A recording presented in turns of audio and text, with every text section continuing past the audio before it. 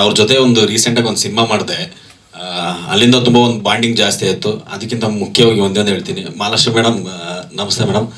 ಅಂದರೆ ಇದರಲ್ಲೊಂದು ಖುಷಿನೂ ಇದೆ, ಇನ್ನೊಂದು ಬೇಜಾರು ಇದೆ. ಯಾಕಂದರೆ ಮಹಾಲಕ್ಷ್ಮಿ ಮೇಡಮ್ ಜೊತೆ ಸಿನಿಮಾ ಮಾಡೋದು ತುಂಬ ಏನಂತಾರೆ ಡ್ರೀಮ್ ಅಂತಾರೆ ಎಲ್ಲರಿಗೂ. ಅದರಲ್ಲಿ ಆನಂದಣ್ಣ ಮಾಡಿದ್ದಾರೆ.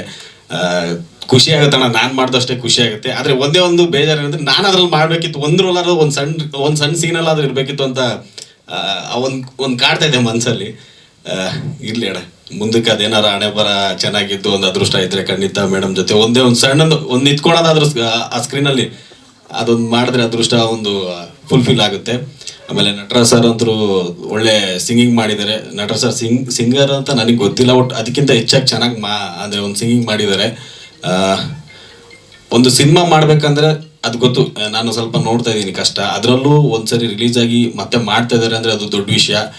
ಈಗಿನ ಸೋಷಿಯಲ್ ಮೀಡಿಯಾದಲ್ಲಿ ಬರೀ ರೀಲ್ಸು, ಯೂಟ್ಯೂಬು, ಸೀರಿಯಲ್ಸು ಅಂತ ತುಂಬ ಅಡಿಕ್ಟ್ ಆಗಿದ್ದಾರೆ. ಅಂಥದ್ರಲ್ಲಿ ಒಂದು ಒಳ್ಳೆ ಸಿನಿಮಾ ಕೊಡ್ತಾ ಇದ್ದಾರೆ. ಎಲ್ಲರೂ ನೋಡಿ.